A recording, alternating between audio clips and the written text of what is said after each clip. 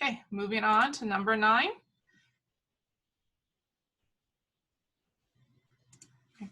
Yep.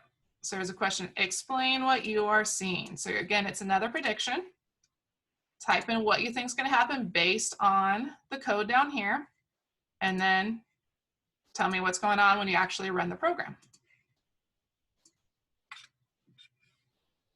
Number 10. So let's practice using watchers to debug your code. So watchers are over here on this bottom part of the screen. So this program should move the motorcycle from the bottom left to the top right. That's what we're seeing over here. Unfortunately, the motorcycle moves off the screen too quickly to see what's going wrong. So let's run it, and there it went. It was there briefly, but that was it. Okay, using the provided watchers for cycle X and cycle Y, figure out which one is moving in the wrong direction and fix the problem here. So under here, if I run it, you can see what the motorcycle's X is, okay? The motorcycle X is getting bigger. Is that what we want? Remember, this is 0, this is 400, so we do want it to go bigger. So the X is doing okay. It's doing what it's supposed to be. The Y is also getting bigger. And we know the Y, the 0 is up at the top, 400 is down at the bottom. So if it's getting bigger, that means it's going down, but we want it to go up. So how can I change it from going down to up? I already have an adding in there, so all I'm going to do is change it to negative. Get the opposite of what's going on there. So if I reset it, run, there it goes, and you can go look back down here on the watch.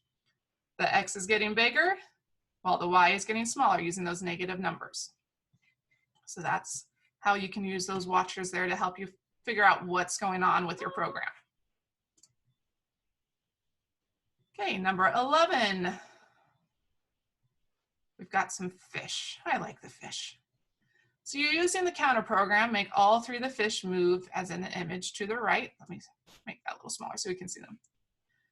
Okay, the blue fish should move the fastest and the green fish should move the slowest. That means you're gonna have to change the numbers for their counter programs. So we have the orange fish counter, so we know we're gonna change the X for all of them.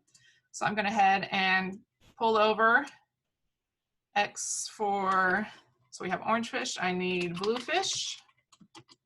Again, make sure you're typing it the same exact way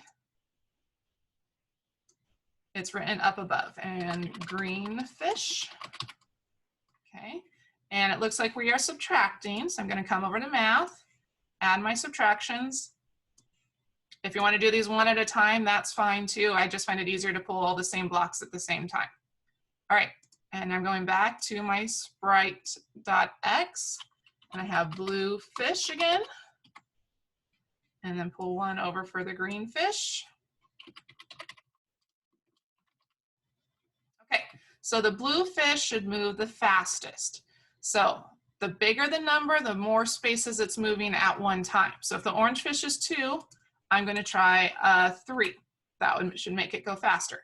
And the green fish should move the slowest. So if the orange fish is 2, I need smaller than 2. So let's put a 1. Let's run it. And there we go. So the blue fish should be there first because it's the fastest, and then the green fish should make it across the slowest. And again, if you want to change these, if you want to make it a little faster, instead of 2, let's do 3. You can do like a 1.5, and let's do really fast. Well, not maybe too fast, but, and there it goes. So it's still getting the same basic results, just a little different in your speed. You can see they use random numbers, so each time they're going to be a slightly different place for the Y every time you run it. So that's just another use of random numbers there. Okay, moving on to number 12. Okay, when you use the counter program for the rotation property with addition, the object will always rotate clockwise. Okay, sometimes, however, you'll want to sprite to rotate the other direction. To do this, you just subtract. So same thing as moving in one direction or the other, same thing goes with rotation. One way is positive, the other way is negative. So if there are 3 gears here, we need to make them look like they are rotating. And hint, they will not all rotate the same direction. So I'm going to go back to my sprites. This time we're going to update the property of rotation. So again, to make sure you're always putting these in the draw function, the draw loop, And we have 3 gears, so I'm going to go ahead and pull over 3 rotations. And let's see, I have a blue gear, a green gear, and a red gear. Blue gear, green gear, and a red gear. Again, type them the same exact way. Okay, back to math. Right now I'm going to put them all as addition because I can always add a negative number to get it to go the other direction. So again, back to my sprites, I'm still changing the rotation. So blue gear. Oh, not X, rotation. Oops, but I can still use it there. And then green gear would be green gear. All right, and for purpose, I'm going to keep these all the same because we want it to look fairly uniform. I'm just going to put them all at 1 right now to kind of see which idea. So it looks like the blue is running into the red and the green. So I'm going to want the blue to go in the opposite direction. So I'm going to find my blue gear here. So instead of adding 1, I am going to subtract 1, and that should make it go in the opposite direction. And now it looks like the gears are spinning in the correct way. Moving on. And here's another review over how to use the watchers. So there are some variables to put in there to get an idea to get it to show up. It doesn't show up automatically. So review that one.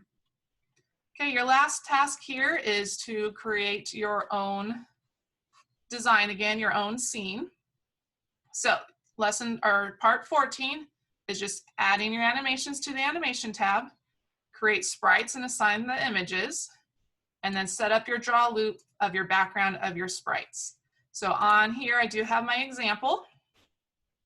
Okay, so here's the creation of my sprites. So I have a sun, I have a blue, yellow, and green, and they're all planes. Again, name them something that you'll be able to identify them later on. So make sure you get your sprites created here where it says create sprites and set up animation images after you have added them to your animation tab. Okay, and then the next thing is to create your background. So my background was just a sky blue, and then I added 3 ellipses here to create some clouds. And then make sure you draw your sprites in order to get them to work. So that is part 14, and part 15 is your assessment for this lesson. So with your static scene, now you're going to identify which properties you're going to change and upload those properties to the counter program. So here are in my loop, I changed the sun rotation. I made the blue car X, the yellow car, or the plane, sorry, and the green, all X's to change where they're going. I did a little bit different speeds for them as well. So you can take a look at it here. So I have a counter program for each sprite that I have added. Again, try to do at least 2 sprites, and I have no idea why that is flashing because I erased that under my animation tab. But for some reason here, it shows up where it doesn't when I actually coded it. And if you ever want to look at code on one of my examples, if you go to view code, it'll bring up the editing. You won't be able to change anything because you don't have the rights to it, but here shows you where all of my code is coming from to get it to do that. All right, so that is the end of lesson 9, and we will continue on with lesson 10 next. All right, we'll see you later.